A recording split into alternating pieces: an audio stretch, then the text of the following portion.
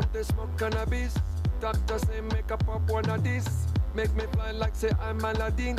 Come bring some kind melodies. Oh, mama, myself no do pass like this. So many things inside of my jeans. I slide down the beatings, the beatings.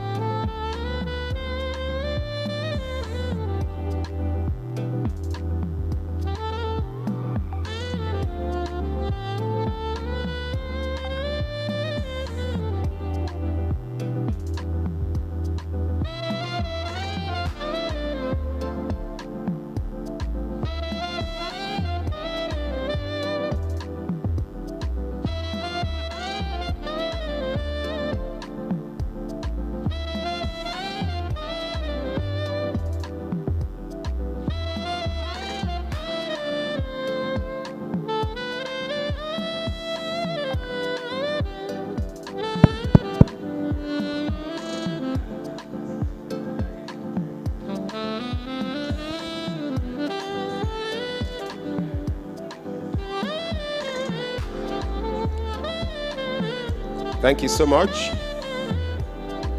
The band, thank you so much. With the arrival of the President and the Chairman of Council, Lagos Chamber of Commerce and Industry, I'd like to crave your indulgence for us to begin right away. Please, let's take our seats as we like to begin immediately. I also like to urge all our participants to please move forward. Let's occupy the seat ahead of you, except those seats where we have leaders and dignitaries. Please, let's move forward. If you are seated and there's an empty seat ahead of you, please move there. That seat is for you.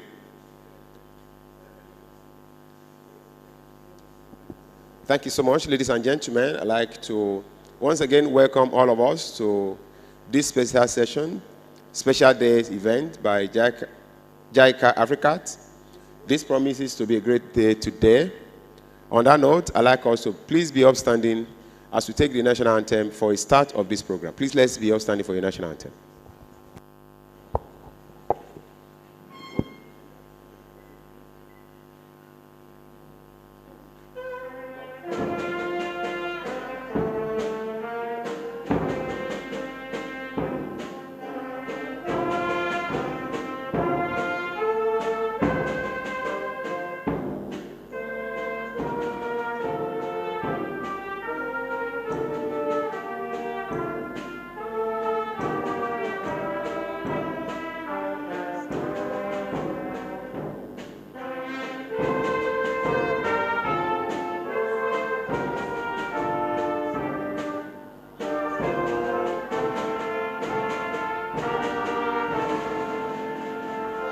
Thank you so much. Please, let's be seated. Once again, I'd like to welcome all of us to this good warm afternoon as we begin our special day today. This is the first of it for us at Lagos Chamber of Commerce and Industry, the organizers of the Lagos International Trade Fair 2025 edition, the 39th edition. I'd like to welcome especially the President and Chairman of Council of the Lagos Chamber of Commerce and Industry, our father, Mr. Gabriel Idausa, FCA. Let's put down together for the President. Thank you, sir. Beside the President, we have the Deputy President, Engineer Leye Kupoluyi. Let's put down together for the Deputy President. Thank you, sir. Thank you so much. We also have with us this afternoon the immediate past President of the Lagos Chamber of Commerce and Industry, Asiwaju Dr. Michael Olalekol, CON, MFR. Thank you so much, President, for coming. We also have with us this afternoon the chair of the Trade Promotion Board, the board that actually carries the burden and all the execution of this trade fair. We have with us Prince Abimbola Olashore, Chairman of Trade Promotion Board and a Vice President here at SCCI. Thank you, sir. Thank you, Prince, for showing up. With Prince seated beside him is a member of the Trade Promotion Board, a very strong member, I must confess. I'm tempted to refer to him as Asiwaju Soji Adebowale. Thank you, sir. Thank you for showing up, sir. Also, we have with us the Director General of the Chamber, Dr. Chinyere Peace Almona, FCA. Thank you so much, man. Thank you for always leading us forward at the Secretariat. On that note, we would like to, I'm not working alone today, but I'm supposed to just do the introduction of the SCCI side. My brother will be joining me. Please come up as he takes today's event forward. He will do the introduction of the team from the JICA AFICAT. Then he will lead us forward in today's event. Once again, thank you so much. Thank you very much. Good afternoon, ladies and gentlemen. My name is Kunle Fadare from the Nigerian Chamber of Commerce, Industry, Mines and Agriculture. I'm going to be anchoring this event because I'm a focal person to AFICAT from NASIMA. Before I proceed, I would want to pay due respect. I'll stand on the existing protocol. I would want to pay a proper respect to my second National President of NASIMA, in person of Asiwaju Dr. Michael Olawale Cole. Thank you, sir. I'm not repeating the introduction, but there are people you don't just pass by without mentioning.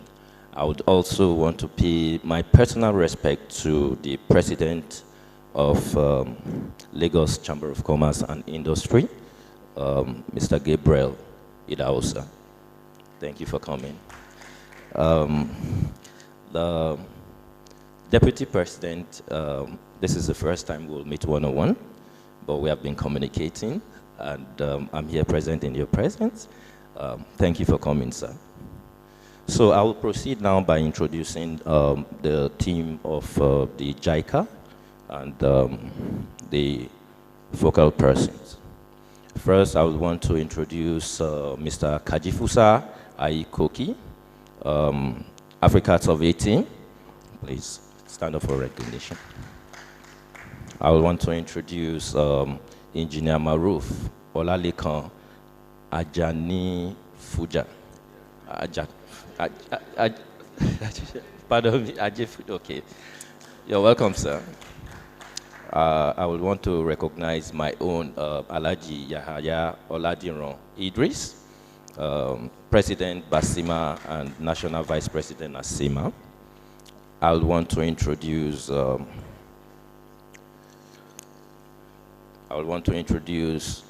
Dr. Michael Nasamu, Africa Senior Consultant. I would want to introduce Mr.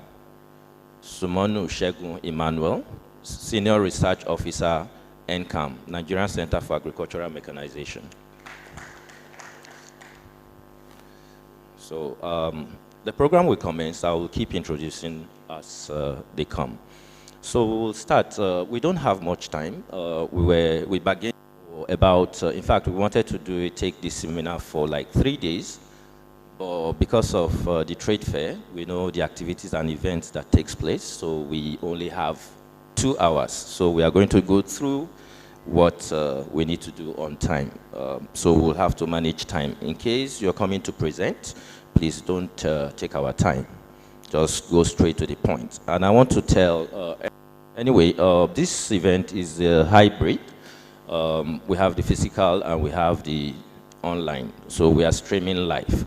So the online participant, in case you have a question or comment, please just note it down. We'll send you with your phone number and email. We'll respond to your questions and comments. Thank you. So I will call on Mr. Kajifusa Aikoki to come make his presentation to us what AFICAT is all about. Please.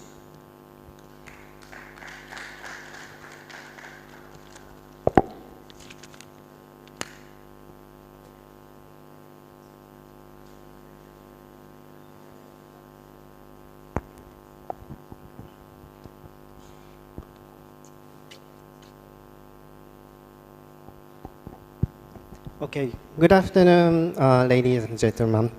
I would like to say again, welcome all to this first AFICAT seminar in Lagos International Trade Fair.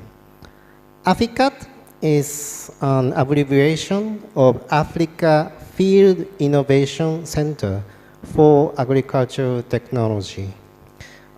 This is not the physical infrastructure as center, but more conceptual center for agricultural productivity using the collaboration with Japanese private sector, which has advanced technologies and its products. We, as AFICAT, started our activity before year 2020. First, we started a study about this concept, how we can conceptualize AFICAT for African countries. Then, as a second phase, we started our activity in the part of the study in 5 countries of sub-Saharan Africa, which are Kenya, Tanzania in East Africa, and Ghana, Cote d'Ivoire, and Nigeria as Western African counterparts. We are now at the third stage. At this stage, we would like to promote more the implementation of AFICAT activity with Nigerian initiative. In that sense, this seminar is planned and organized by our Nigerian partners as focal points or focal persons, which are included Federal Ministry of Agriculture and Food Security, including the Direction of Agriculture, and also Department of Mechanization, and also Agribusiness and Marketing Department. And also, in terms of mechanization, we invited National Center of Agriculture Mechanization and CAM. And finally, to represent the private sector of Nigeria, we invited the participation of NASIMA with strong commitments to bridge between private sectors of Nigeria and Japan.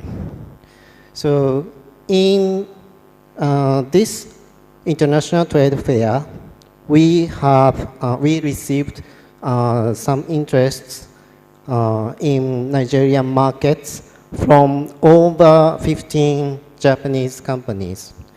And for these seminars, we invited 4 Japanese companies which are already working in some forms in Nigerian markets.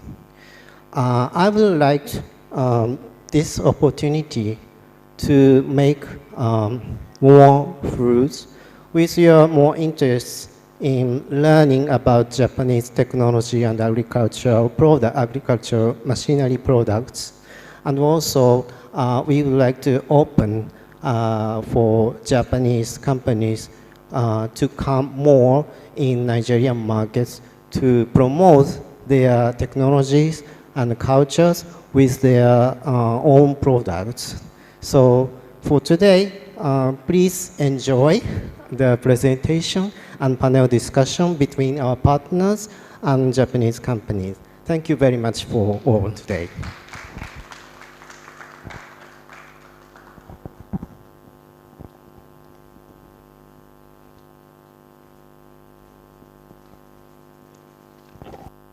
Thank you.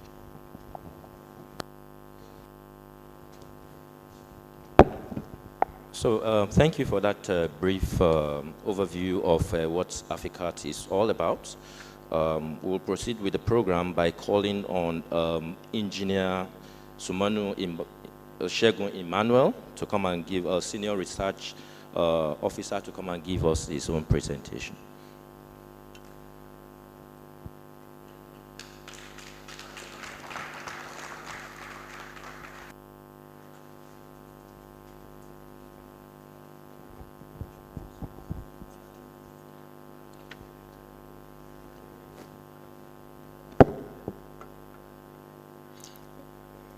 Standing on the same protocol. Good afternoon, everyone. I bring greetings from the National Center for Agricultural Mechanization in Ilorin, under leadership of its Director, Engineer Dr. Kamal Abdulgafar Rashid, fellow Nigerian Institute of Engineers, fellow Nigerian Institute of Agricultural Engineers, and also the lead focal person of AFICAT in income, Engineer Dr. Olushola Adetola Ogunjirin. I'm here this afternoon on his behalf to present a seminar on enhancing agricultural mechanization in Nigeria through strategic integration of Japanese technologies. In recent times, Nigeria has experienced a significant growth in the agricultural sector. agricultural performance survey carried out this year by National Agricultural Extension and Research Land Services, NAESA, in collaboration with Federal Ministry of Agriculture and Food Security, also with other 22 partner agencies, has recorded that Nigeria has a steady growth in our agricultural sector from 2024 to 2025. And this is not accidental. This is as a result of improved farm activities, farm operations by our farmers resilience in face of so many challenges, and also the commitment of federal government and other state government and local government in improving agricultural sector in the country. But why are we here this afternoon? We are here to sustain this growth. That's why we are here as stakeholders, to make sure that we improve on this growth and sustain it. But before I go further, I would like to define what is called sustainable agricultural productivity. Sustainable agricultural productivity can be defined as the ability of agricultural system to maintain a steady growth or increase in yields over many years, while preserving our natural resources, minimum impact on the environment, and also providing economic viability for both farmers and the communities. Agriculture in Nigeria has been of great importance. Before the oil boom and after the oil boom, agriculture has played so many critical roles in the national economy. I'll try to itemize this because of our time. Over 70% of households in Nigeria are involved in actual activities in one way or the other. Also, agriculture provides food for the citizen. Reports from various researchers and various organizations say that agriculture engages about 38% of labor force. That's the recent report. 2023 report from FAO, Food and Agriculture Organization, said that about 36.5% of labor force in Nigeria is employed by agriculture. While World Bank report 2023 also reported that 34.14% of our labor force is employed by agriculture. Then agriculture contributes about between 20 to 24% of our gross domestic product. Provision of food. The African Development Bank President, Dr. Akinwumi Adesina, said in 2024 investment forum for Africa, he said, and I quote, "You may like oil and gas, that's fine, but nobody drinks oil and nobody smokes gas, but everybody eats. You may avoid food for a while, but you cannot avoid food forever." That shows the importance of agriculture in our nation. It will be interesting to know that the available arable land in OY world, the major part of it is domiciled in Africa. It said 65% of arable land remaining in the whole world is domiciled in Africa. And Nigeria is having 34 million hectares of arable land. But the question is, we only cultivate 46% of this arable land. That shows the potential we have as a country.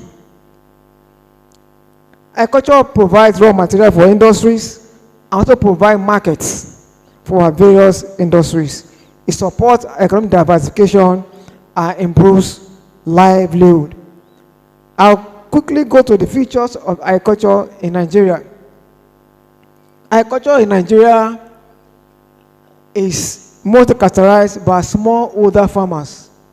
The average farm size of land or farmland in Nigeria ranges between 0.45 hectares in the southern part of the country and then about 4 hectares in northern part of the country, which shows that agriculture in Nigeria is dominated by smallholder farmers. We have low level of mechanization in agriculture in Nigeria. Reports over and over have said that the level of agricultural mechanization in Nigeria is 0.027 to 0.03 horsepower per hectare, which is far below the recommended 1.5 horsepower by Food and Agricultural Organization. Over the years, Nigerian government has helped in developing agriculture. Recently, the federal government procured 2,000 tractors and over 9,000 farm equipment to boost agricultural production in Nigeria. The federal government also established several research institutions based on agriculture just to boost agricultural production. Partnership with nations of the earth just to secure agricultural development. I will try to digress a little bit and tell us about the evolution in agricultural technology. Over the years and for centuries, agriculture has evolved around 4 stages of revolution. We call it agriculture 1.0, which is characterized by use of manual and animal to carry out farm operations. Agriculture 2.0 is characterized by mechanization. This comes with industrialization, in which tractors and agricultural machines are involved in carrying out agricultural operations. Then the third one is agriculture 3.0 era. This is the precision era, where we use sensors, GPS, and other data gathering implements in agriculture. But where we are now in 21st century, in the smart farming and sustainable agriculture. Sustainable and smart farming agriculture. But while Japanese government has long supported mechanization around the world through its developmental agency known as JICA, meaning Japan International Cooperation Agency. This has expanded the scope in Africa since the 1970s to help Africa achieve self-sufficiency in food production and then solve food insecurity problems. They promote field innovation and transfer of technology to Africa through Africa JICA's leadership. They promote collaborations between African manufacturers and stakeholders in Japanese manufacturers and stakeholders in African agricultural sector. Japan has introduced pilot programs in Nigeria demonstrating field operations and implemented so many programs in Nigeria. And of course, Nigeria has enjoyed deep cordial relationship between and Japan. I would like us to have an overview of Japanese technology. Japanese technology are very compact and efficient. The capacity delivery is very high, and the quality of these machines or technology is very, very high. Also, they focus on small and medium scale farms, which is very prevalent or dominant in Nigeria agricultural setting. They target fragmented farms, and then Japanese technology has a very strong base for training and for modeling. Some of these technologies are displayed on the screen. We have the reaper for harvesting. We have small 4-wheel tractor that can easily be maneuvered in the farm. We have vegetable transplanter that can use to transplant our vegetables. our carrier tractor, power tiller, onion tiller, and we have seed planter also. We have combined harvester for harvesting corn, rice, wheat, and so on. We have hand-driven grain seed planter, and then we have robot tractor, to mention but a few of them. What do we gain by integrating Japanese technology in our own indigenous technology?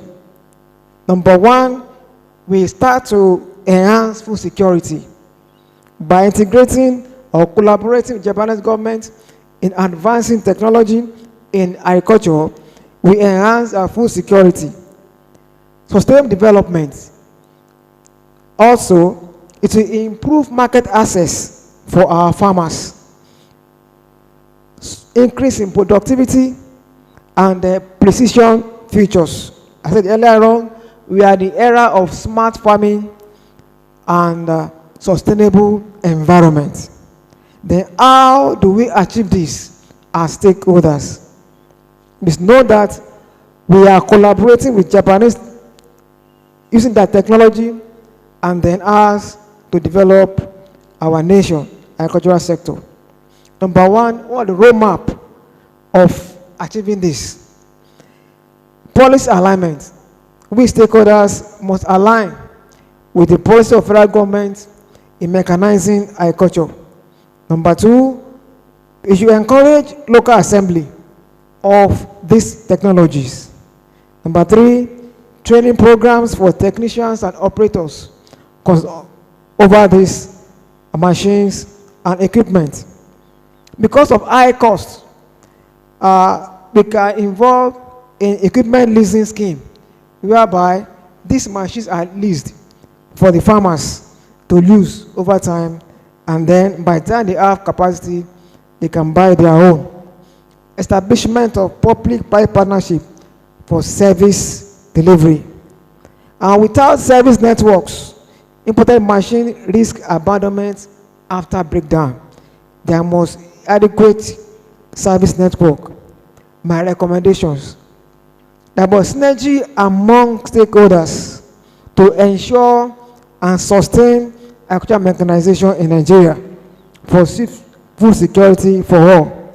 Number two, training and knowledge transfer for all. Training and retraining, updating of our farmers, our engineers and researchers on the recent trend in agricultural mechanization all over the world. Also, funding of agricultural mechanization. The issue of funding cannot be overemphasized in driving the goal of sustainable agricultural productivity in Nigeria. Strengthening agricultural extension service delivery is also paramount. We should inculcate mechanization into our extension services delivery. Also, the last one but not least is market development. We should develop our market to boost production. In conclusion, systematic integration of Japanese technology into Nigerian agricultural mechanization will transit to a more mechanized, productive, and sustainable agricultural economy. Also, leveraging Japanese innovations will not only modernize the agricultural sector, but also contribute to national economic growth, job creation, rural development, and ensure sustainable food production for the future. Thank you. Thank you very much. Thank you. Well, that's the presentation of the seminar theme. Because of time, we'll just proceed straight to company presentations. These are companies from Japan.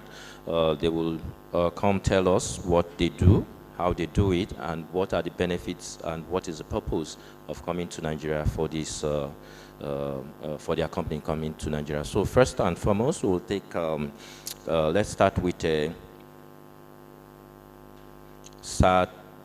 Satake. Are you here? Okay, thank you. So you have 10 minutes.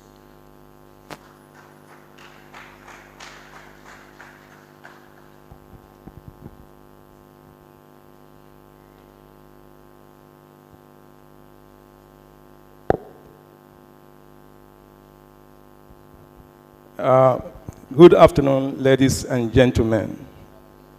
I bring you greetings from Satake Corporation, and we greet everyone here present, especially the Lagos Chamber of Commerce and Industry, and JICA and AFICAT, the organizers of this event.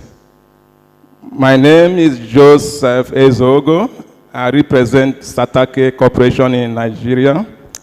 I have worked with Satake since 2018, and I have been involved in the establishment and the sales of most of the big rice mills we have in Nigeria and in parts of West Africa.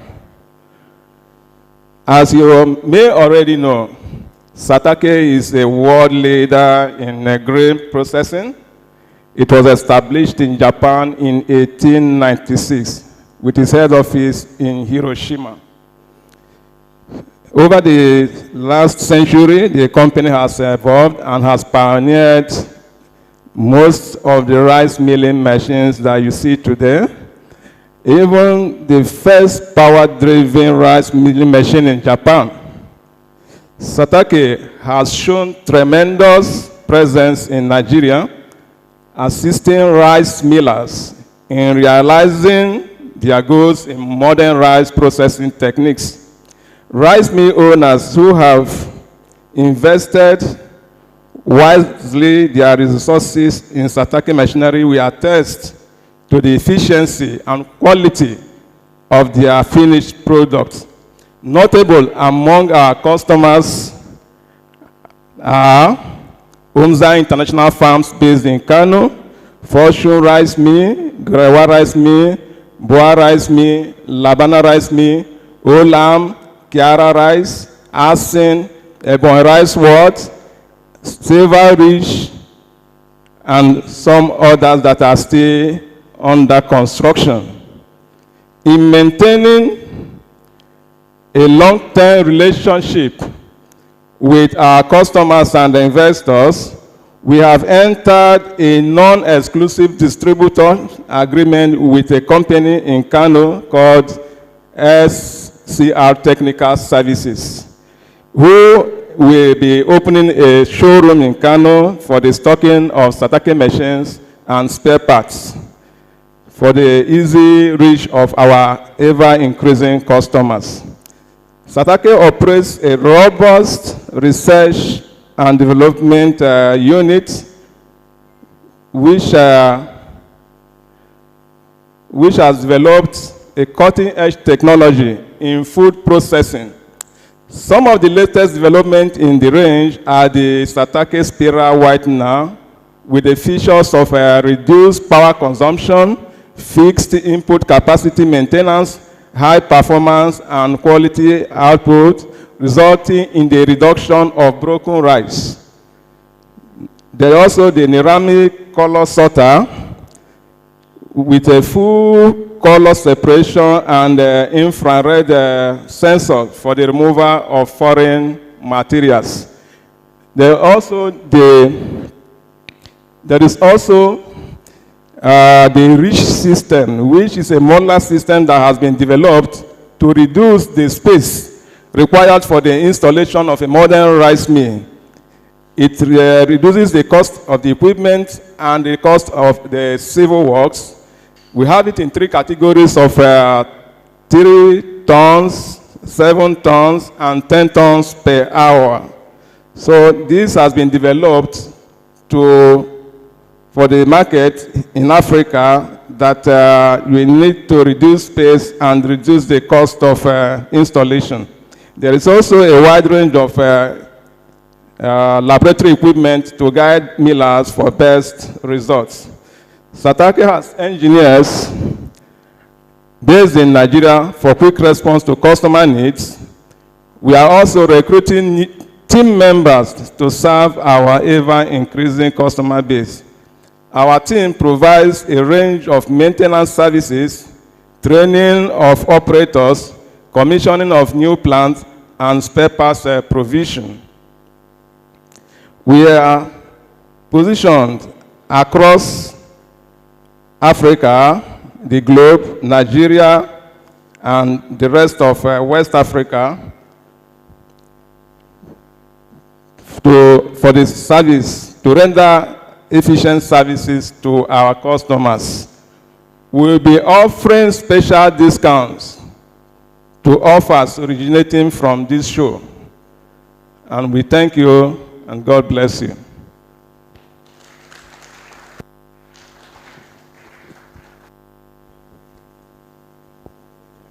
Thank you very much, the representative of Sataki. Time management, we thank you. So the next company is going to be FujiCan. FujiCan. Are you here? FujiCan? Please.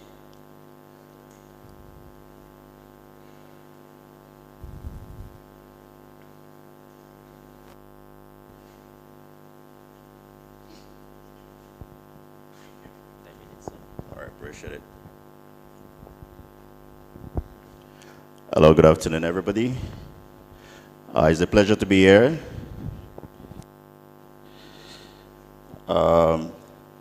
I guess you heard FujiCan, but then it's standard. So we are representing the business interests of FujiCan today. So first of all, standing on all existing protocols. My name is Dave Gabriel Osage.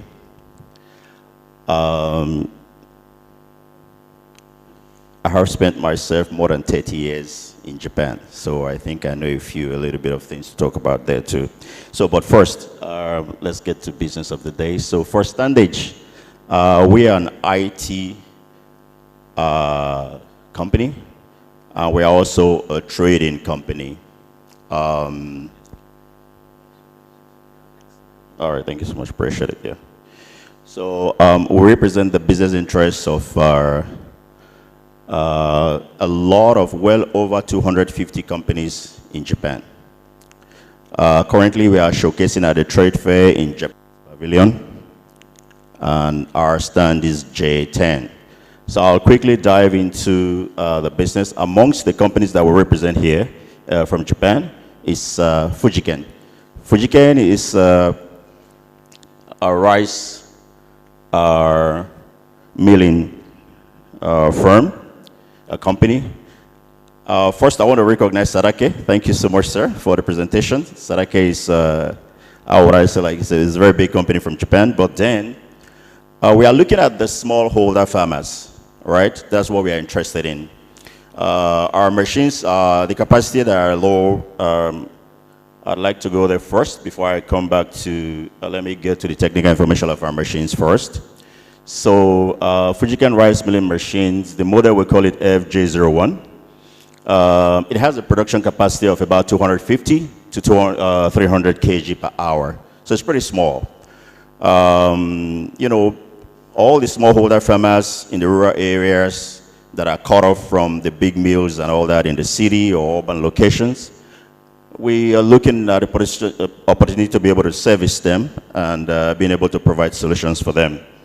So the beauty of these machines, you know, we have energy issues in Nigeria, and we have been able to integrate solar energy to be able to power these machines. All right. So this is the machine itself, and it can do all what your big machines can do. It destones, it separates shafts and all that, and it does polishing. So the rice comes out very clean and fresh. So far, we've installed these machines in a location in Abuja, Kubwa to be precise. And we are currently running, dealing with stakeholders to be able to give them this solution. So as you can see here, we installed it with just about, I think, 15 kilowatts of solar solution. It can be able to power the machines, and it can run for over 8 to 10 hours per day in operations.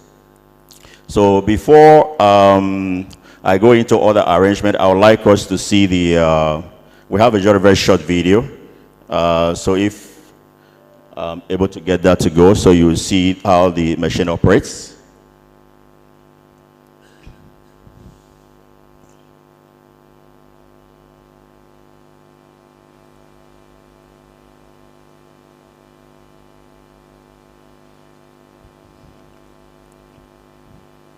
So it's very small in the space area.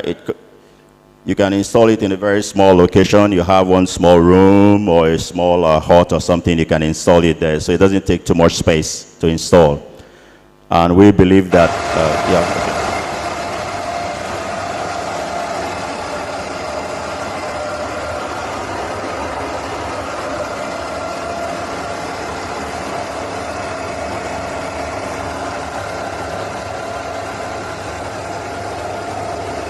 So as you can see here, it does the separation of the shaft, and it also, at the end of the whole process, it brings out the clean machine, the very clean product there, which is the rice. Yeah, so you can see it's very beautiful. It's nice, it's clean.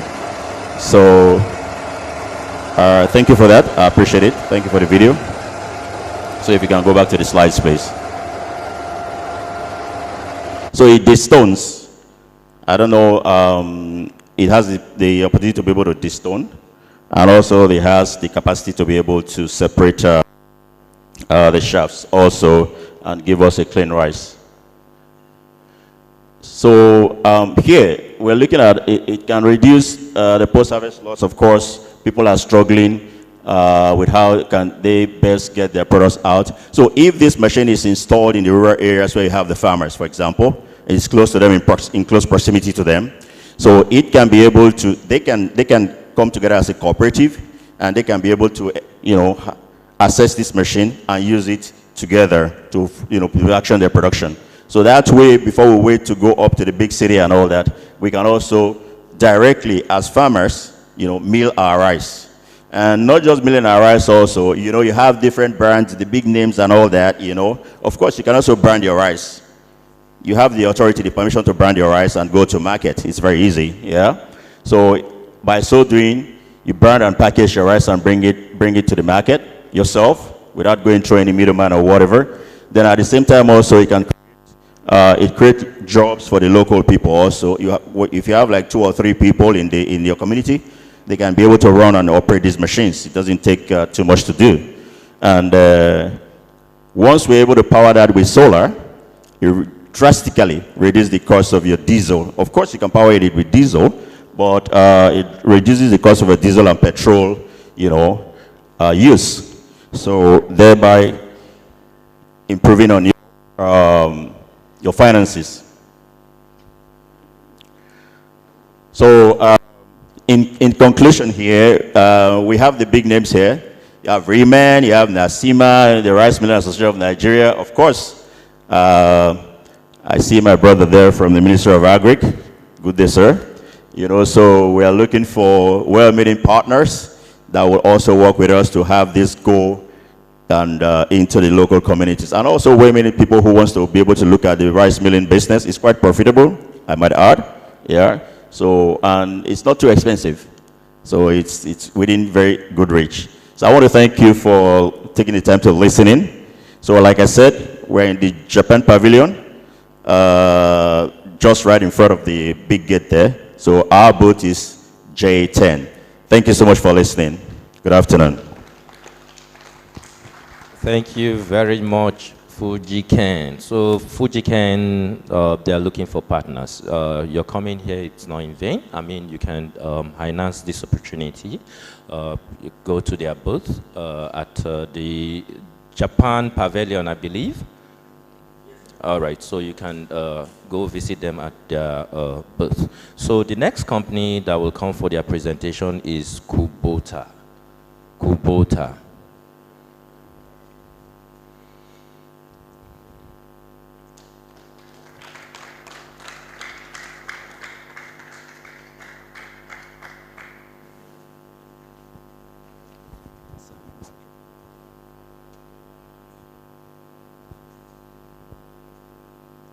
Good afternoon, all.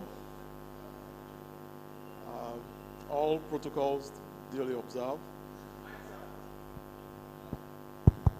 Good afternoon, all. All protocols duly observed. My name is Shola Adebanjo. I represent P Petrols Nigeria Limited. That is the name of our bigger group in Athens, Petropoulos Group, based in Athens. And they are official representative of Kubota, Japan, in Athens, and presently now in Nigeria. Going by the present government plan on agriculture and the focus, our company, Petropoulos, formed a group here in Nigeria that is called P Petros Solution Nigeria Limited. Just to save our people of the length of the names, so we have that. And we have a partnership with Kubota, which is a known manufacturer of agricultural machines and equipment. Like we have recorded success story in Athens about this, and we also want to replicate same in Nigeria. We intend to work with our people here in line with government new threshold of mechanization and take agriculture to the next level together. Actually, the threshold is low as it is defined by the former speaker, and everybody is aware of this. But going by the success story of Kubota in this particular segment, we are partnering with them to also bring this down to Nigeria. But how do we do this? We intend to take our farmer off the usual tractor, big tractor usage that is always expensive in terms of initial cost outlay, and we come up with handheld machines that will be shown in due course.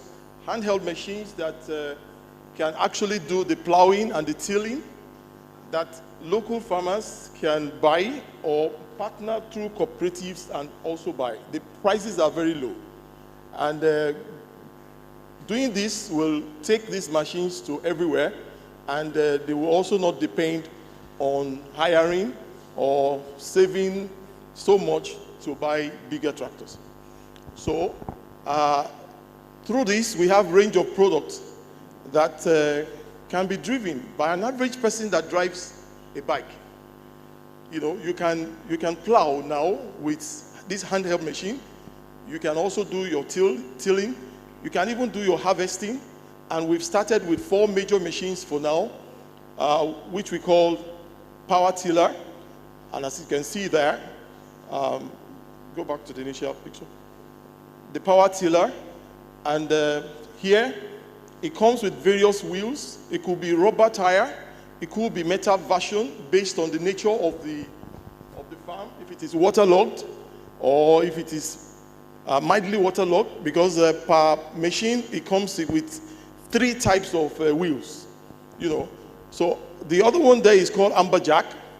It's a different version of this, but what it does is not to plow, but actually tilt. It softens the floor to about 1 foot down. So planting leguminous products or what do we call leguminous products or vegetables will be very good preparing the soil with this. Even rice, it could also help prepare the soil for that when the location is not so swampy. Go back, please. We'll show a video of some of the operations of these machines. Like I said, we have just about 3 or 4 of them available. Our company is very new. We came in about August here in Nigeria, and we're representing Kubota. This is basically based on Kubota's recommendation that calls from Nigeria for their known brand is high. And because we are already there in Athens, we are here now representing them, and as such, most of these things are finally assembled here. They come on semi-knockdown, so we do the finishing here, And once we have requests, we actually go to the locations of the farmers to operate it for some time for them and let them know how to use it. We're also coming up with a plan with Lagos State on training for some of the youth. And that plan is very new. We met with the commissioner, and we're having something good coming up. So that is fashioned in such a way that the farmers will not be dependent on us. Just like some bike guys who does the repair of their bike without necessarily going, except if they want to repair or do a major change. The same way we are replicating here, so that if you can do your repair yourself, you don't have to call us from maybe Yewa North or from extreme, maybe Maiduguri, to come and fix your items. What we have strategically done is to start appointing dealers, spare part dealers, in each geopolitical zones of the country. We're starting with this using Leventis properties in all those locations to reach out to people that will be buying from us, so that replacing any of the damaged items within there will be very, very, very easy. And they will not be totally dependent on, coming down to Lagos where we are based to effect these changes or repairs. So that's amberjack there. But the biggest of them all is the rice harvester. Next slide.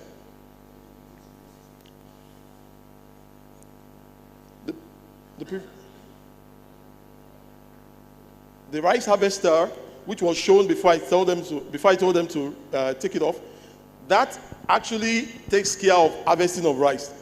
The conventional harvesting method used by our people that is so delayed that they will have to cut,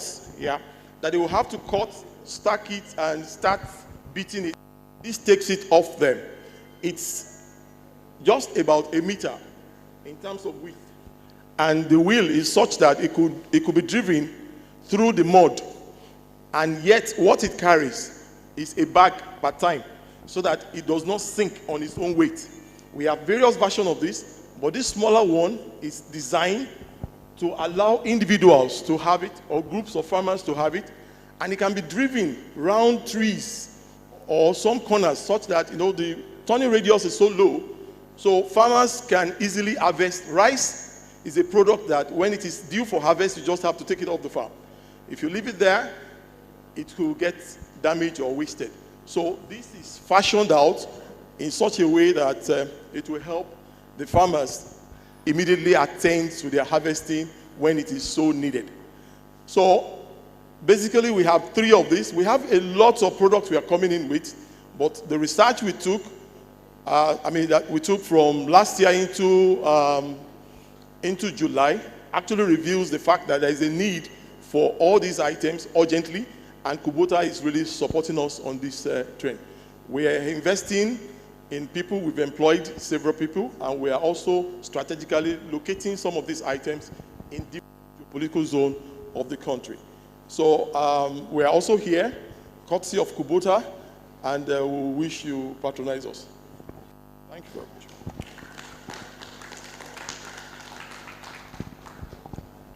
Well, thank you for the presentation. I must commend these Japanese companies because they keep to time.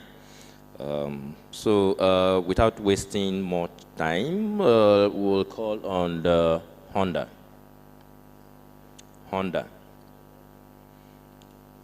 Honda, you have 10 minutes.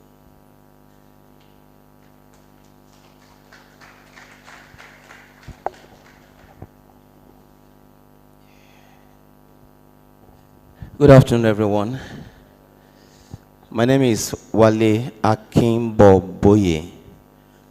I am the sales manager for power products for Honda, Nigeria.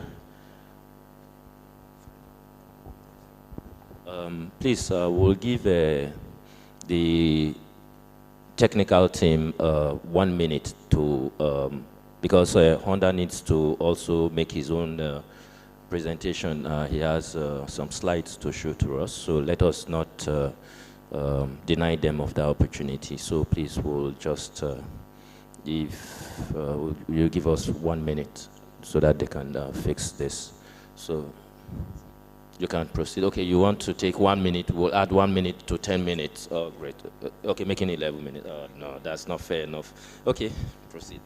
Thank you very much, everyone. Good afternoon once again. Many thanks to JICA and also AFICAT for putting this together this year, 2025, and also the audience who are here to listen to Japanese countries in Nigeria. I think we should give ourselves a round of applause for coming.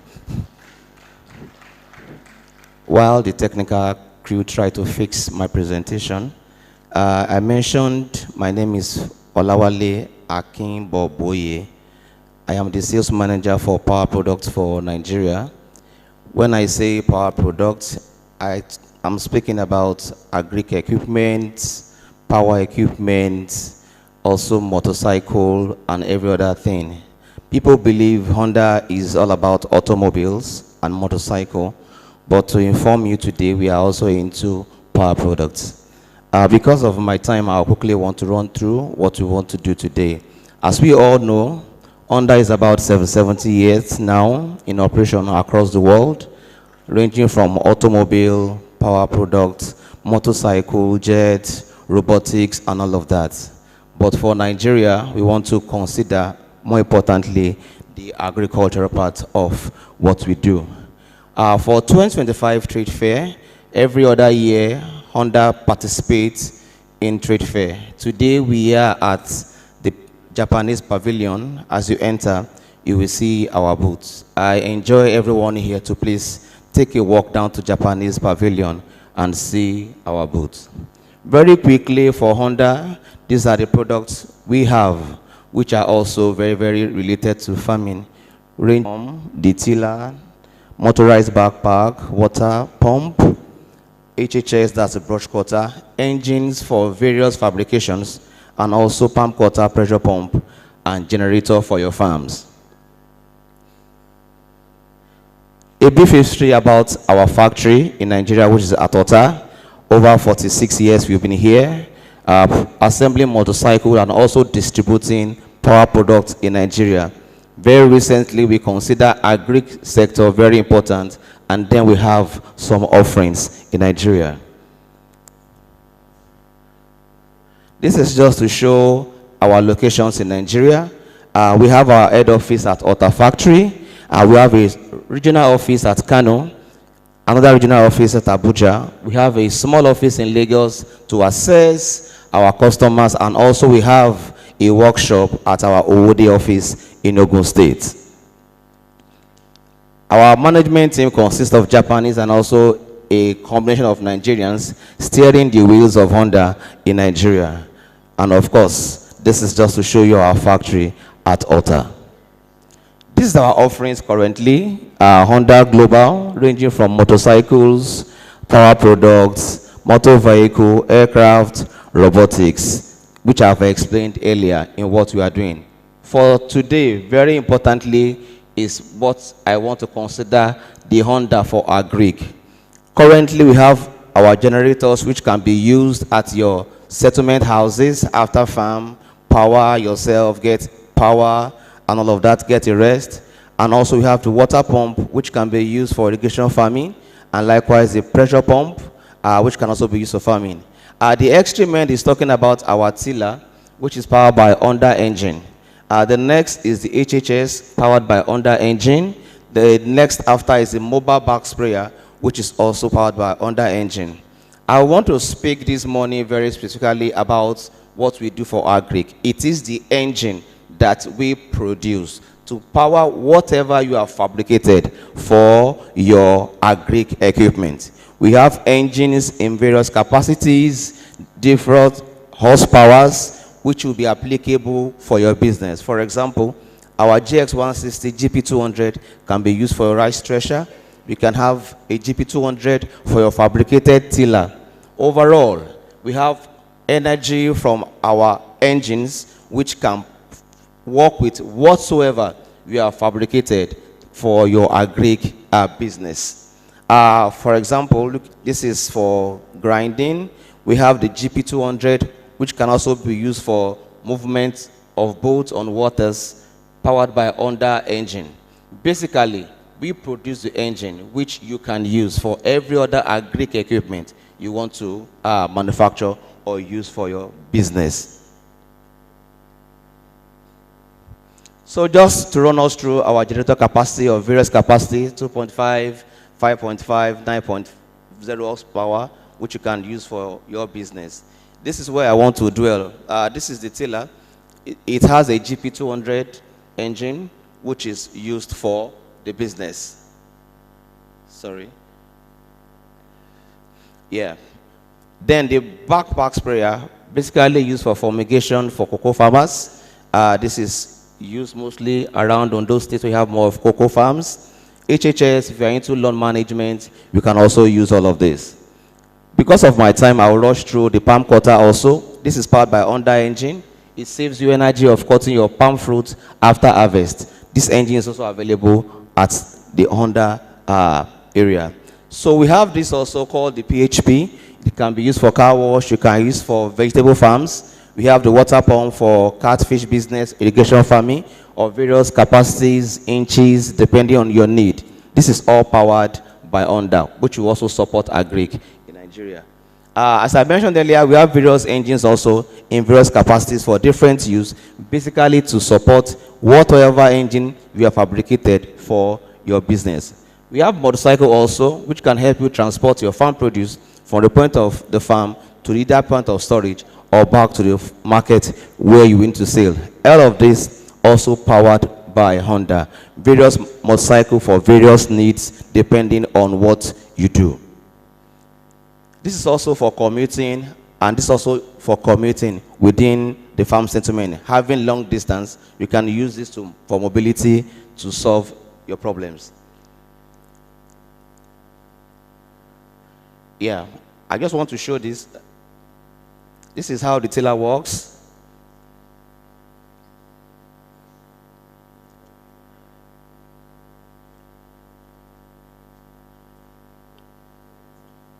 Because of my time, I'll quickly move. This is the MBS. This is how it works. Because of my time also, this is the HHS. If you're into lawn management, this can also be used to clear your grasses and your brushes. This is the palm cutter.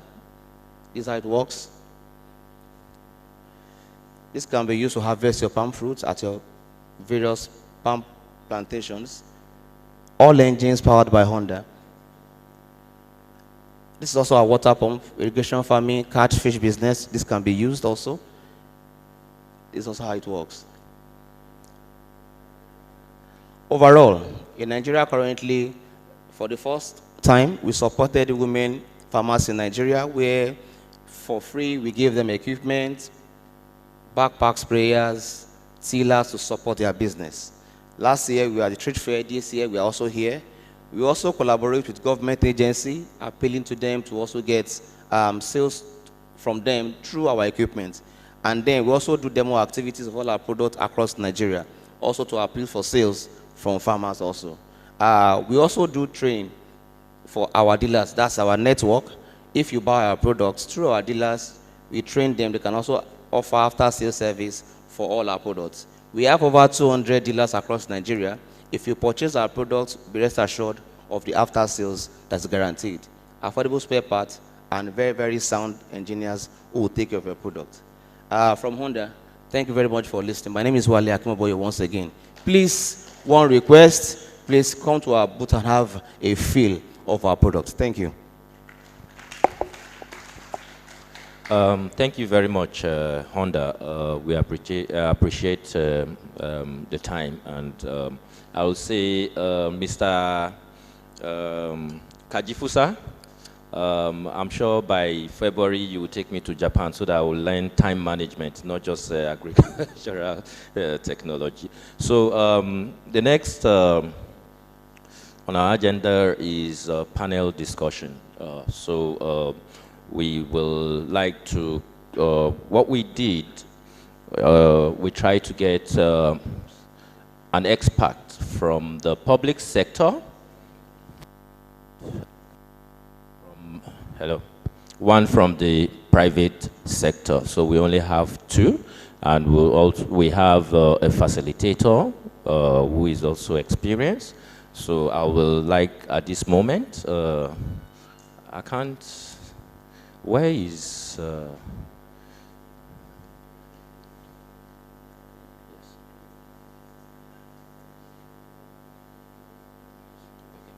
so thank you. So this moment, I hope I don't commit this blunder again, but please, at this moment, I would like to invite Engineer Moruf Olalekan or Ajenifuja.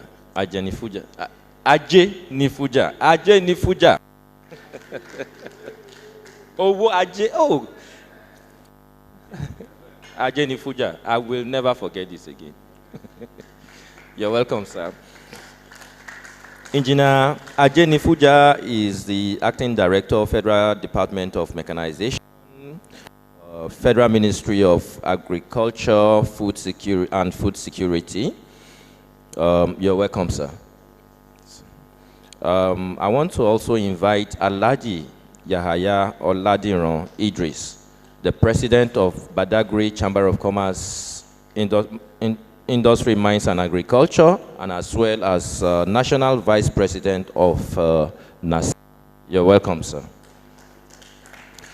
So our facilitator is going to be Engineer Sumo Shegun Emmanuel, a Senior Research Officer at the National Center for Agricultural Mechanization, NCAM. I'm sure with this combination, we are going to get a fruitful and gainful discussion. Thank you, sir.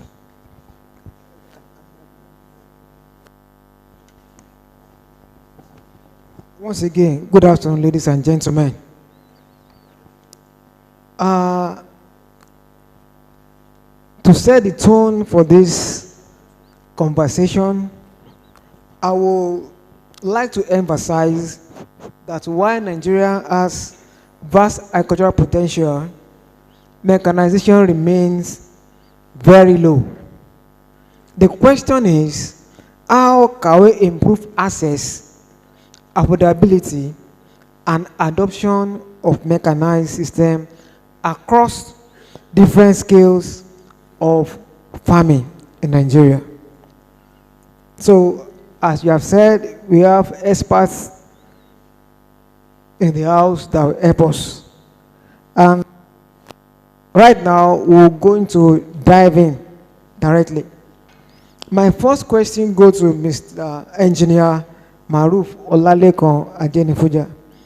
How can you describe the current state of actual mechanization in Nigeria, and what are the key gaps that we must address? Once again, how can you describe the current state of actual mechanization in Nigeria, and what are the keys or key gaps we must address? Thank you, sir. Yeah, distinguished ladies and gentlemen, good afternoon, and thank you very much, the facilitator. In reality, we can't run away from the fact that the level of mechanization or the state as of today is still very low, and the pace of adoption is also very low. But however, that does not mean that we can't change the narrative. So essentially, you know today when they say mechanization, the first thing that will come to the mind of an average Nigerian is tractor. Whereas mechanization is beyond just tractor. Now, but if you assess the state of the nation of mechanization on tractor alone, it means that we are just at the level of a 0.27 hectare horsepower per hectare, which of course is far, far below the recommendation of the Food and Agricultural Organization of the United Nations, which stipulate like 1.5 horsepower per hectare. But in all this, mechanization in terms of the overall in Nigerian context, we have low level of adoption. It's only about 10% of our farmers that are actually either medium to small to medium scale mechanization process. over 90% still rely heavily on hand tool, instruments to do their farm operations. Government realizing this and understanding what next we do. So there are a lot of policy language to this, there are a lot of institutional context to that. So government today is embarking on different programs and initiatives like the Grain Imperative Program in order to have mechanization service center in about 774 local government, and also to have mechanization services hiring scheme where they will be able to have a fleet of equipment that they will hire to farmers across the federation. So beyond that, recently we're all aware that the President of the Federal Republic of Nigeria, President Bola Ahmed Tinubu, GCFR, authorized the purchase of 2,000 tractors and over 9,000 implements, just like Engineer Simono said in his earlier presentation. So this exactly is to increase the tractor density in Nigeria. So it didn't just come at that. The assorted implement also came with combined harvesters and so on and so forth, so that you can address some of the post-harvest processing machineries. Because as of today, we have a lot of post-harvest losses. In perishable products like tomato, horticulture, and co, is almost like 45 to 50%. So those are the areas where we are looking at. I agree there are gaps. So part of these gaps we know which government is equally trying to address is access of Nigerian farmers, access to affordable and appropriate technology or machines for farm operations. So part of that step, government is now recapitalizing the Bank of Agriculture with about 1.5 trillion naira to improve the access for farmers to have financial product to be able to buy some of those machines or some of the other operations in agriculture that they need to embark upon. So beyond that, we know actually that in terms of policy, we need to address other angles related to the adoption cases. So we're looking at building the capacity of extension workers to train them so that we'll have TOT, and then they can train more farmers how to use those machinery efficiently and effectively. Because without training, they can actually not do much in that regard. Thank you so much. Yes, sir. Thank you, sir, engineer. The second question goes to Mr. Yaya Oladino Idris. From the private sector perspective, what challenges do investors face in promoting mechanization in agriculture? Thank you, sir.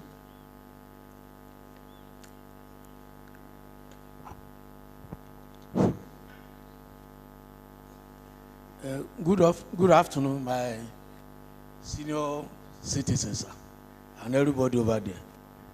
Thank you very much for the question. There are a lot of challenges that investors are facing when it comes to agricultural mechanization. One of it is a high cost of getting all these farming equipment. Now we call it tractors, we call it tillers, we call it harvesters, and host of others. So we discovered that for them to, at least when I went through I realized that some of these high-powered equipment, maybe they call them HP and co like that, like 80 HP, 60, 70, ranges from 30 million to 50 or 60 million per one. Then a situation whereby you are having not less than 50 hectares of land or other things like that, then definitely you must need not less than 10 of that tractor. At the same time, the vehicles that you use on the farm, everything like that, with other equipment, you realize that all these are very, very capital intensive. In that wise, it's one of the factors that affect mechanization in Nigeria. Then secondly, I think when we were in secondary school, we read about the siting of industries and host of others. All of us know that in Nigeria we have a problem of power. And then when you are, either you like it or not, in those days when we were in primary, secondary school, there are what we call a farm settlements in Nigeria. All these farm settlements, they have electricity over there. But nowadays, when you are talking about irrigation, how do power it? There are some equipment that you need light to power. Likewise, when you have a big farm, there is what you call you must have a warehouse. All these warehouses, you need light there. So in a situation whereby there is no light, what happens to some of the crop that you are harvesting at the end of the day? So when you look at it, electricity is part of the problem. So, and then it's very, very costly for when you talk about renewable energies. Maybe you talk about a solar system and host of others. For you to get even ordinary displays, for you to install a solar system and everything there, all of us will know the cost. Likewise, we cannot, when we are talking about mechanization, there is no way we can do away with good roads. I mean, I'm talking about infrastructures now. Good roads to access your farm and other things like that. So when you look at all these things, they are like thank God, Honda was showing us what do you call it, motorcycles that somebody can ride to the farm. What type of farm and how far is that farm? Then I saw something in the paper a few days ago, which is one of the problems that investors are having in Nigeria. And let me use this opportunity probably to appeal to government. For investors that are interested in having a mechanized farm in Nigeria, we all know that it's quite capital intensive. So some of these people, they need money. They need loans or whatever you call it that to sustain. I think federal government is having about 2,000 tractors to distribute in collaboration with AFICAT and a Bank of Agric that is supposed to provide soft loans for people that are operating, that are into mechanized farming. Because either we like it or not, all these people, they need good loans to operate, to work on their farms. I think part of the, let me use the opportunity, like I said earlier, to appeal to government that for this thing to work, please let me just read a portion to you. Eligible participants, including women in mechanization, youth, agribusiness, ages between 18 to 35, and mechanized company. Applicant must be Nigerian citizen or registered business with access to at least 350 hectares of land. I don't know where we can get 350 hectares of land in southern part of Nigeria here. And then define 350 hectares of land. So also, mechanization companies must have access to a minimum of 500 hectares within 50-kilometer radius. I don't know where we can get all these things in Nigeria. So when you now look at this policy, definitely it will be counterproductive. It will not help the system. So also, there is a place they put it here that applicant must provide this and that. Okay. Sorry. The lease condition include 3 to 5 years of 15% interest rate and down payment of 20%. So when you look at all these policies and let me say something put a bridge or a lacuna that if you want to get a loan from government, you are putting down 20%. Let's assume that the tractor is 80 million naira. Then we are putting down 25% payment. Then the 15%, what do you call it, interest rate. Then really all these things will discourage mechanized farmers. Either anybody likes it or not. Thank you very much. You're welcome, sir. Thank you very much, sir. Yes, to further that question, smallholder farmers often find mechanization expensive. Sir, Mr. Aya Oladipo Idris, still, what strategies can help us help improve access and affordability for these machines? What strategies can improve access and affordability for them? Thank you once again. like I said earlier,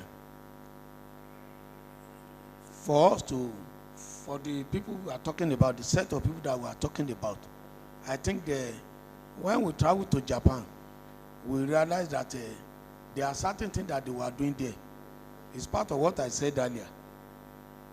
When we ask them questions about how their farmers were surviving, they talk about cooperative. I think our farmers, smallholders, everybody like that, they needed to set up a cooperative that can assist them in getting a loan at a very, very low rate. That's number one. Then number two, that what you call, they can go to some people, maybe they used to hire tractors or all these farm equipment. So they should have agreement with them.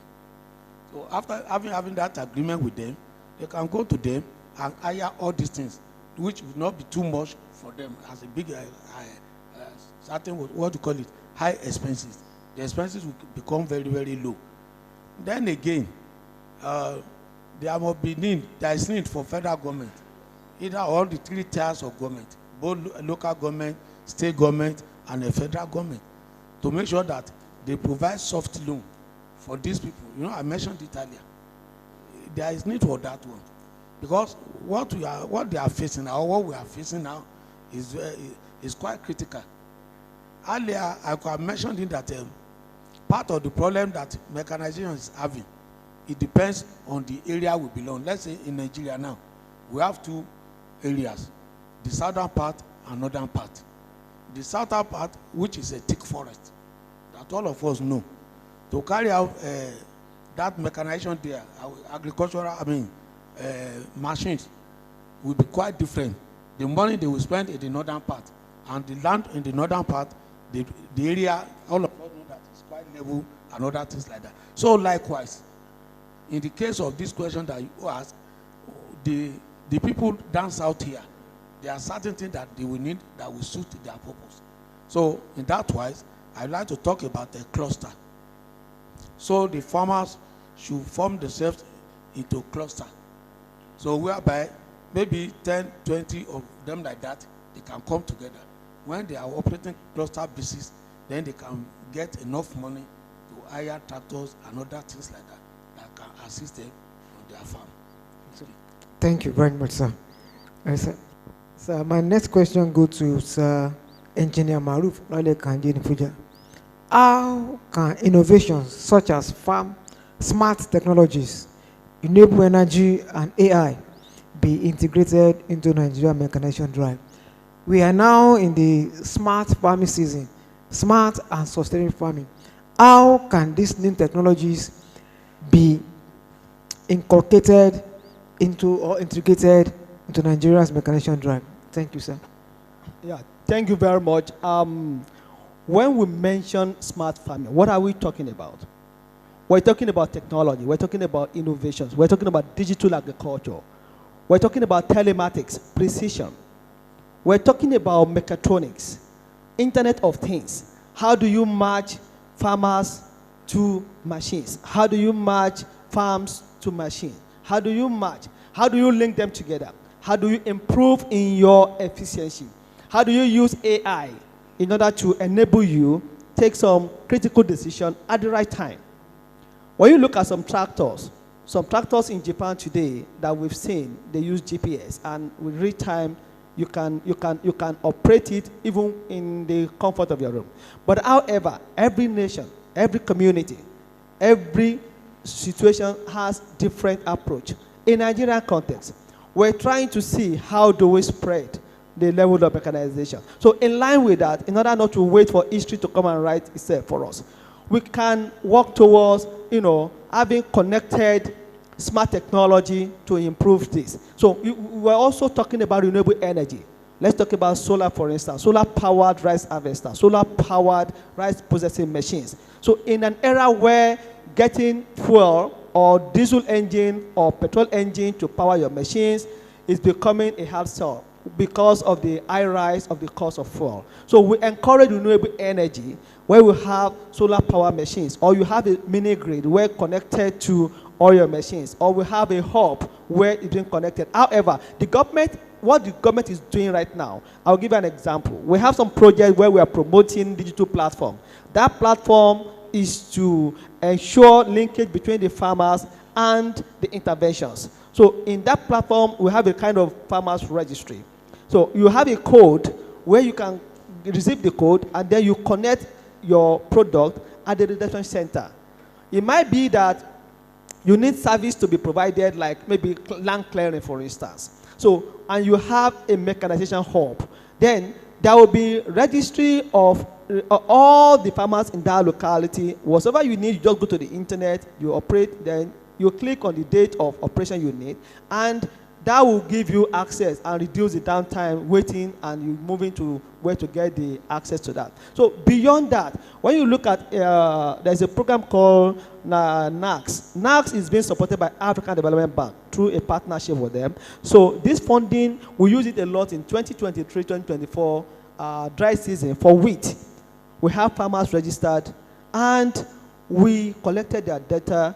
We use that platform to distribute input to all farmers, including irrigation equipment. We promoted the use of solar-powered pumps, where dry season is being implemented under irrigation condition with solar-powered. So the same thing we do for other things. But you know, it's a pilot scale, which of course we're aiming to scale them up. In scaling them up, we need more funders, we need more partners, because we can't do it alone. And again, if you look at it, the Bank of Agriculture will support something of that activities under irrigation and some other tillage equipment for primary production. Why Bank of Industry will support from post-harvest processing in terms of machinery for them and internet enabled. However, for government to show result, to move from policy to action, policy to programs, government has taken a bold step to specifically created the Federal Department of Mechanization in order to give it more visibility, more attention, to drive such digital development and moving with the tide, where in the 21st century, you cannot be agriculturally effective if you are technologically defective. So coming from that, we've realized that we have a lot of things around us which we can turn into assets. Our abundant sunshine should not only nourish our crops, but should also power our machines. So that's where solar comes from. So we're promoting that as much as possible with distributing equipment now in the ministry. We're already factoring it in that let there be smart equipment that will have some digital component. You know, we're promoting telematics, promoting mechatronics, and so on and so forth. However, we realize also, just like my co-panelist said, we cannot talk about mobility without road infrastructure. So government in its own discretion is funding a lot of projects targeting rural road development, like RAM project, for instance, in the 36 states of the Federation.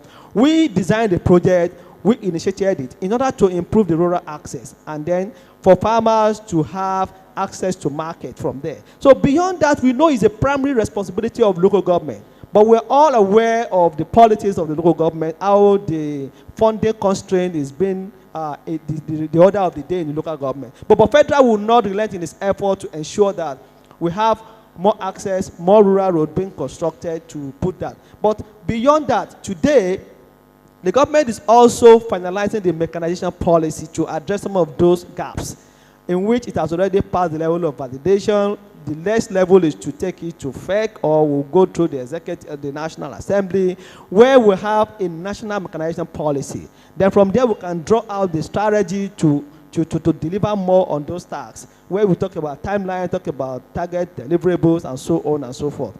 Distinguished gentlemen, we can go on and on this, but again, I want to assure you that on the issue of smart technologies, we are still evolving, but we are not relenting, and we are moving forward to the next level. Thank you so much. Thank you very much, sir. Yeah, very good, sir. The next question goes to Mr. Yaya Oladiran Idris. This has to be with business and networking.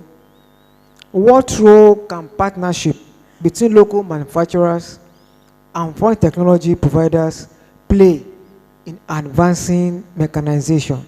What role can partnerships between local manufacturers and foreign technology providers play in advancing mechanization? Thank you, sir.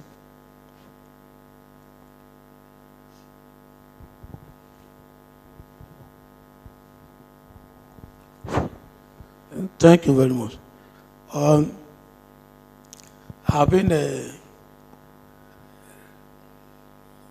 first of all, the local investors, they have a role to play when it comes to foreign investors, and they have the same thing in common. Like under people that were here, we have known that under people have been in Nigeria for more than 40 years, if you are not mistaken.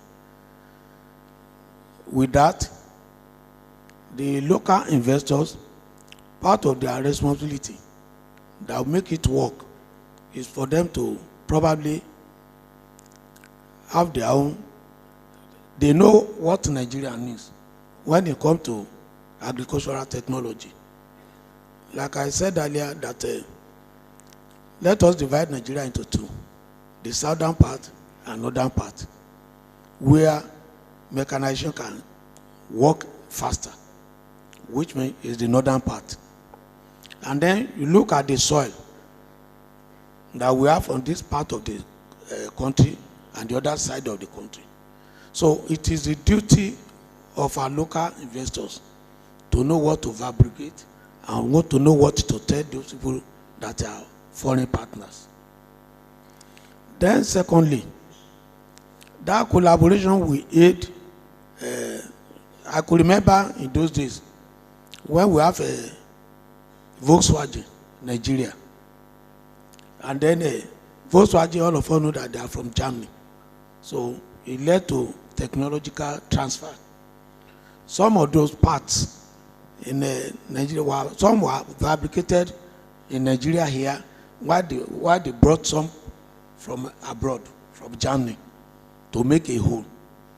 So these are the ways that both local investors and foreign investors can work together. Then again, Nigeria government need to create enabling environment for these two to work together. How? There are some parts that can come as CKD, and then there are also some parts that can come as a semi-finished product. All these things, when it happens between the two of them, government policy can easily favor them through customs by giving them certain rebate or duty rate that will assist the two parties to work harmoniously. So also, training. The local people here, those people that are coming from abroad, they should be able to give them training concerning their equipment that they are bringing in, or either we call it a capacity building or something like that. So they have to establish that relationship between them. So it will be very, very easy for the two of them to be able to work together. Then, like also, this is a modern age. Some of the they need to train some people that will be tractor handlers, or maybe you call it the people that will handle the tractors, establish training schools. Maybe this is where I can talk about having good relationship with some of our higher institutions like polytechnics and colleges of, technical colleges, whereby those people can enjoy training from them. And then by the time their partners come all the way from abroad, they can use the facility of all those people to train them. So the two of them need to work together from that angle. Then there is what we call a technological transfer, which I've said earlier. That's one of the basics that it can work out together. Thank you. You're welcome, sir. Because of our time, I want to thank you to our panelists for those insightful contributions. We now open the floor to our audience. We only entertain maybe 3 questions. So we have questions to ask our panelists, just very brief, and so that we can have much time to discuss other things. We can please raise up our hands and get recognized for any question to be asked. Okay, sir.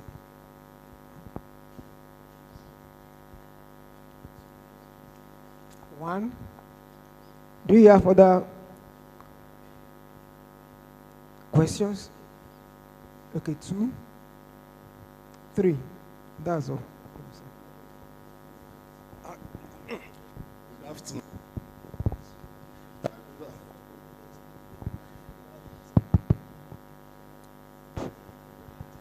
Okay, good afternoon.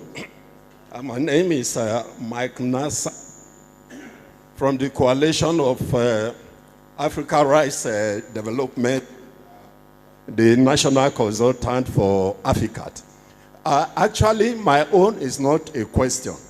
It's just I need to give a feedback to 2 companies that are represented here, Honda and Kubota. Thank God that they are sitting together.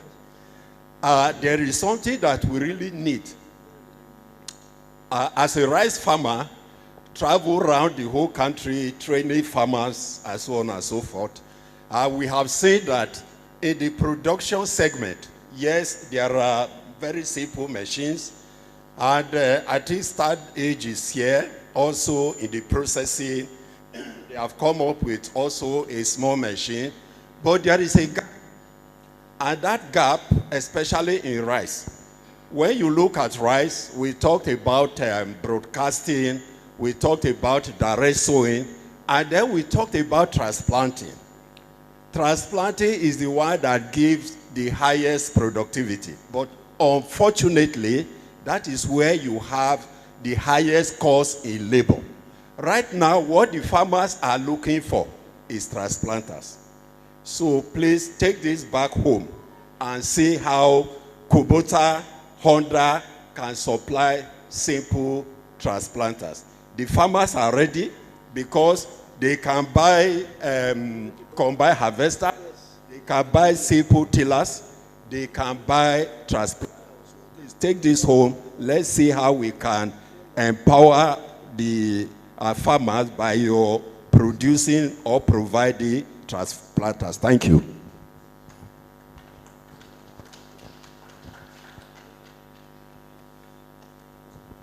Yeah, thank you.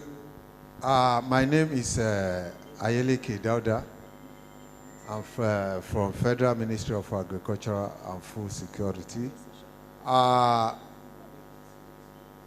want the attention of my director. Farmers are asking questions that a good thing, the president has purchased a number of tractors, which is gladdening to the heart of farmers, and they are asking to what length would they continue to wait to receive this tractor so that it can help them to boost food production. Thank you.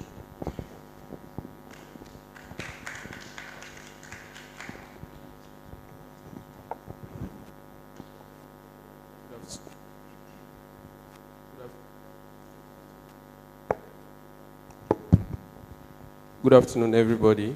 My name is Engineer Dr. Matthew. I'm from Lutamario Limited. My question is,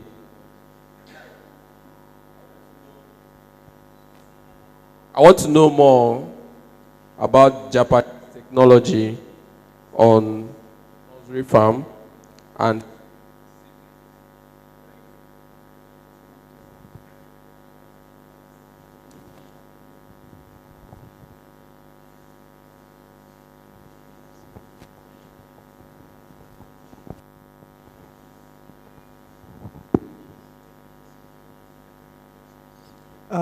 Engineer Olalekan, the first question, sir.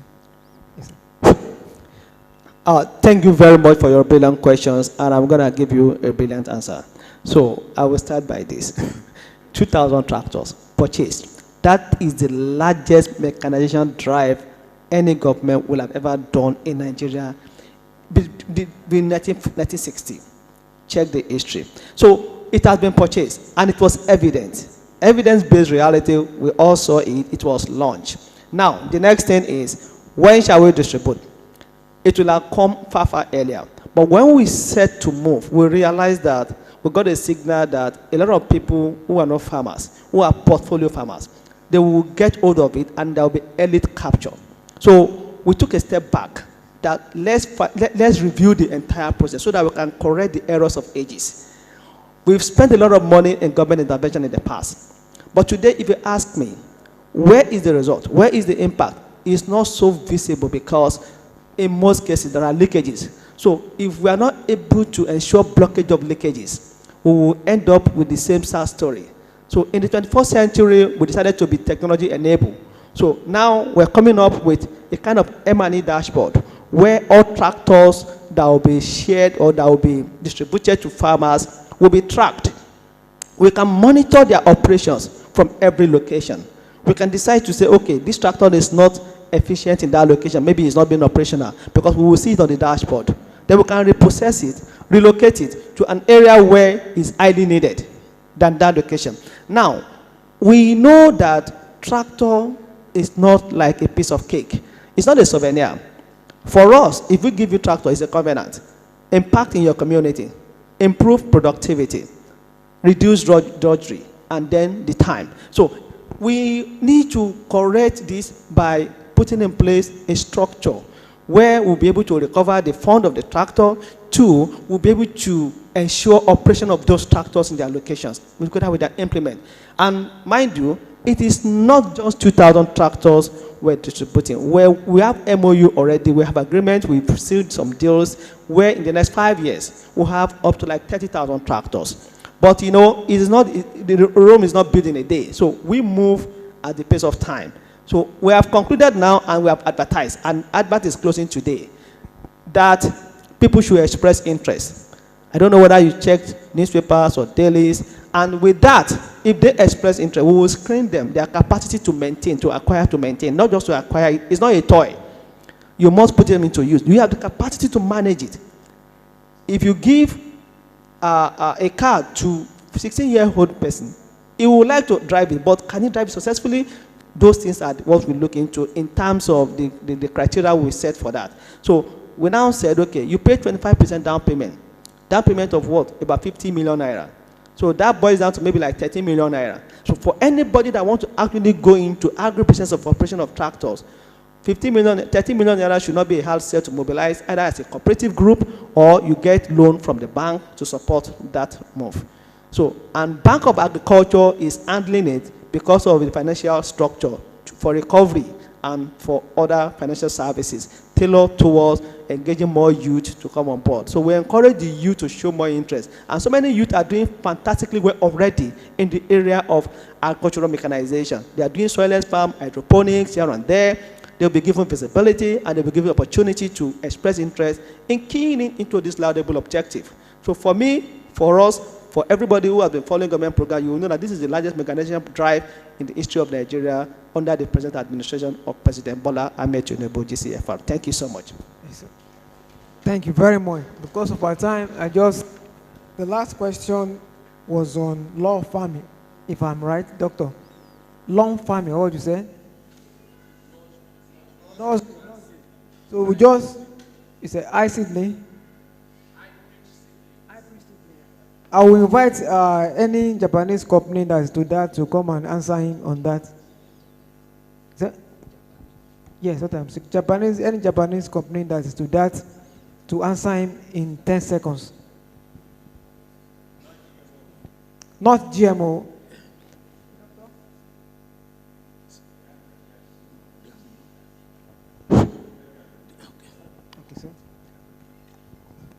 Very, very good question from you, sir. Now, company is currently okay.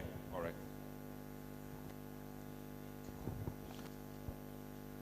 Thank you very much. Maybe after now we can have a conversation. I want to understand if you are looking for seedlings. Yeah, we can be able to facilitate for you, but let me understand what kind of seedlings you're looking for. There are Japanese companies that handle seedlings. Thank you.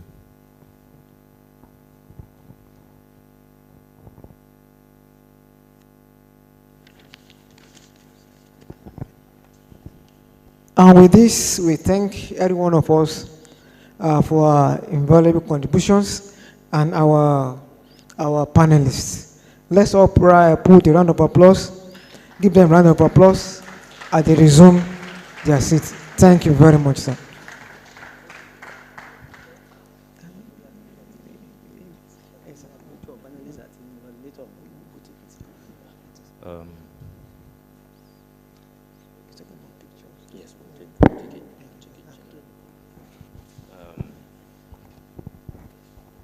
Thank you very much. I don't know where to start from. I would say Engineer Maruf, Ajay Fusa. Ajay, yes, no, Ajay, I won't miss it again. I can't miss it. Ajay Fuja, thank you very much. Alaji Yahaya Idris, thank you very much. And Mr. Asmon Shegun Emmanuel, thank you very, very much. This is so impactful. We'll take this home. And our participants that ask, and I'm sure there are lots of questions that people want to ask, but we will, let's go, especially for the Japanese company, we can go to the Japan pavilion and you can ask any question from them directly. For our panelists, you can always reach them. It's just that I don't know what's happening to our drop. Our online participants, if they can hear us, yeah, okay, they can hear us. If they can, please, we would like you to drop a comment with your phone number. If you have any question, please just drop it. We'll respond to you. Drop your phone number, drop your email address. Okay. Thank you very much.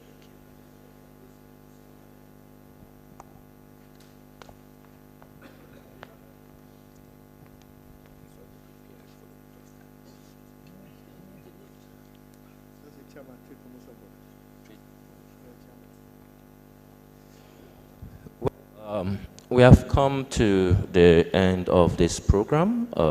We would like to, okay.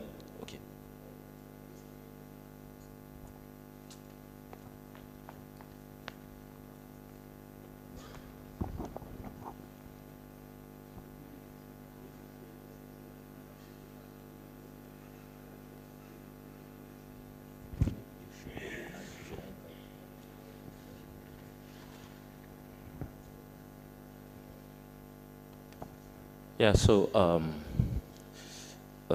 the host just called me and asked me a question, so I will want him to come to the podium to ask this question himself. My president, Lagos Chamber of Commerce. Good afternoon, ladies and gentlemen.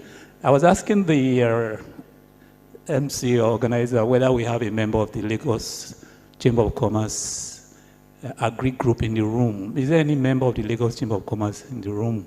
Agri group. Okay. So on their behalf, I would like to say to the Japanese companies, we have about 5,000 members in the LCCI, Lagos Chamber of Commerce. We have an agri group of about 200 companies. We need to reach you, or Kubota, Honda, because that's a cluster that already exists, including Dr. Ajay Fuja, that can acquire this equipment as a cluster, a very organized cluster within Lagos Chamber of Commerce. I would suggest that you arrange in the next day or two to I'll get the chairman of the group to meet with each of the companies and then see how we can organize clusters of buyers. We already have an agri cooperative in the chamber, but the size of the machines that we are talking about, we probably require building other clusters among our members, the very, very well-organized clusters that can buy a lot of what you have. So I thought I should just mention that very quickly. Thank you very much. our Japanese companies, you see that your coming is not in vain. You're not just here to exhibit your product, but even from this seminar, you see what is going to come out of it. Thank you for coming. So at this time, I will want to invite the Chairman Trade Promotion Group, LCCI, to give us a closing remark.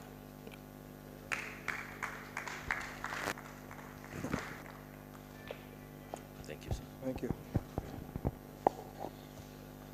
Okay, the President, Lagos Chamber of Commerce and Industry, Mr. Gabriel Idausa, Deputy President, Engineer Leah Kupoli, Past President Ashwaju Michael Olawaliko, other board members of Trade Promotion Board, our invited guests, ladies and gentlemen. I think throughout this program, one thing that is very sure, we have witnessed the true essence of partnership. As government, businesses, and entrepreneurs come together with a shared vision to transform opportunity into impact.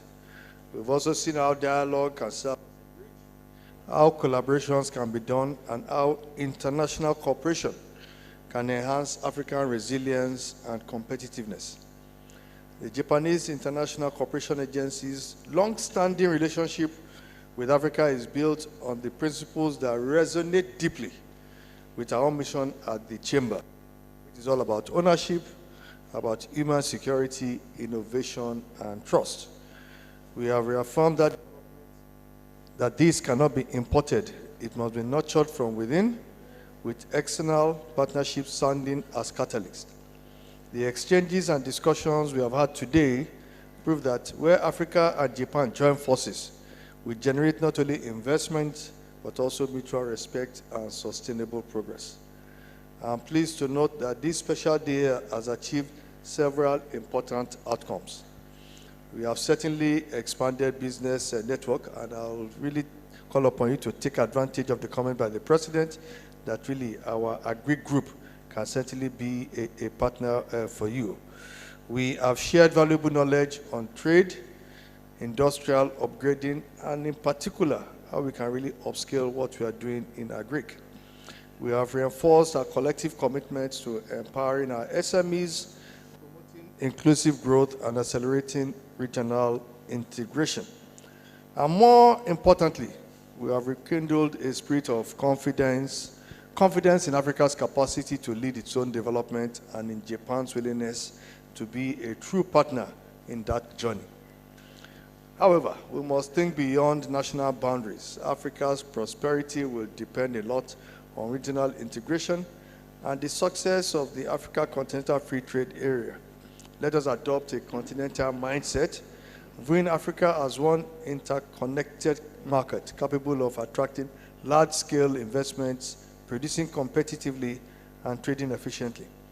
Together with the Japanese International Cooperation Agency and our other Japanese partners, we can develop this regional value chain that serve not only Nigeria, but the entire continent. As we conclude, I'd like to express our heartfelt appreciation to all those who have made this day possible. To the Japan International Cooperation Agency, we extend our gratitude for your leadership, your partnership, and faith in Africa's potential. On behalf of the Chamber, we will therefore declare this special day officially closed, even as we open a new chapter of cooperation, innovation, and growth between Africa and Japan. And in particular, I must really give thanks to Nasima, that is ably represented here by the Deputy National President. We also thank you for providing the umbrella under which we can do a lot of these things that we are doing. May the conversations that begin today continue to yield tangible results that will indeed transform our economies and certainly enrich our people. Thank you very much.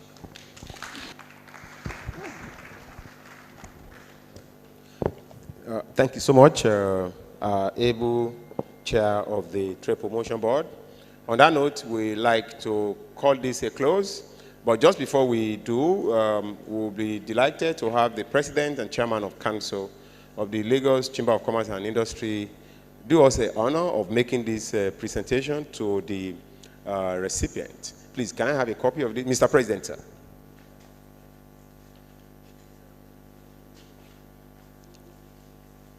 The first goes to Africa Field Innovation Center for Agricultural Technologies. Put your hands together for the representative, Kajifusa. Thank you, sir.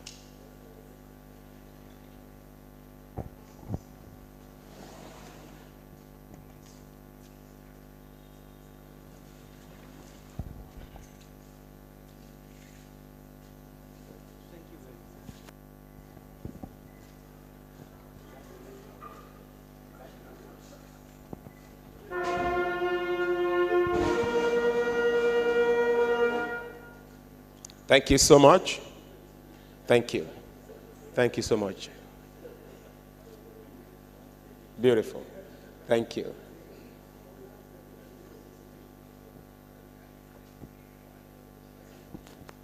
Thank you, sir. That's over, sir. Thank you. Once again, we'd like to express our sincere thanks for staying up to these 2 hours. I believe it's worth it, and we all have benefited one way or the other. Is that the last?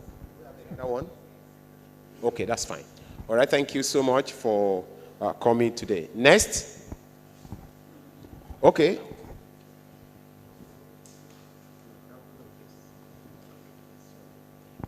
For a group of photograph, I'm told we need to just have one more shot. Please come, Nasima. Please come.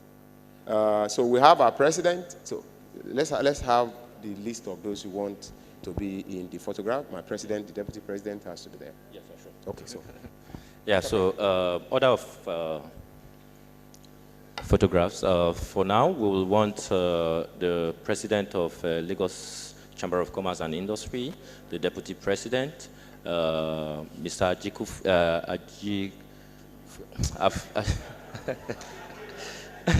Okay. Kajifusa, Dr. Nasamu, my second deputy president, my second deputy, sir. Chairman, yes. Yes. Alaji Yahya.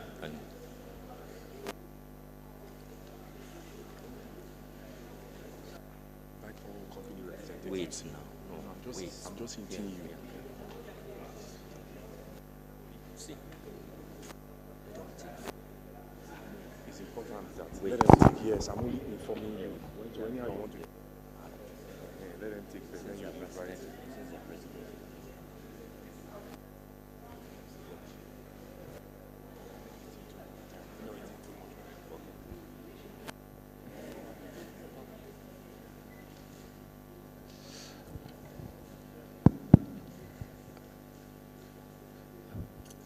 Once again, thank you so much. Okay, yeah, we want you to still remain. Please remain. All company representatives should join for the photographs. Please, let's do that. That list will be too long. I don't know the number. When you say all company representatives, please, let me have them. No more. Maybe like we may not be able to accommodate more than 2 or 3 with this list. Otherwise, this will be too long. It will be too long, and we need to get out. It's becoming. Let's be fast. Let's be fast. Let's get this out. Outside.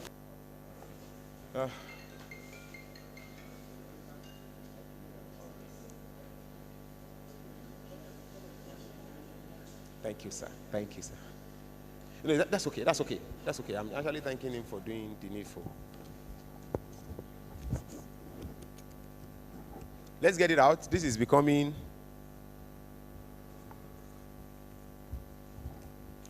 Madam Doing, please. AC, the all, everywhere is becoming hot. And we need to have the next program. Please, can somebody be on that? Please. Thank you so much, sir. Thank you. Okay. So all AFICAT focal persons, committee members, please, let's take a group photograph outside. Outside.